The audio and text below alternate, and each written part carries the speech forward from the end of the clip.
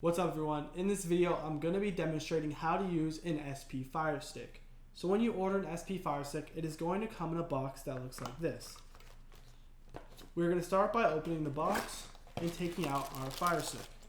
Once we take the Fire Stick out the box, you'll see the Fire Stick in a bag with instructions.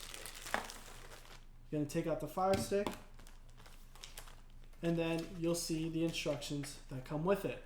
This will have important safety instructions and also information on how to use the SP Fire Stick. After that, we have our actual SP Fire Stick. So it comes with the cord, and then you'll see the on and off button is going to be right here.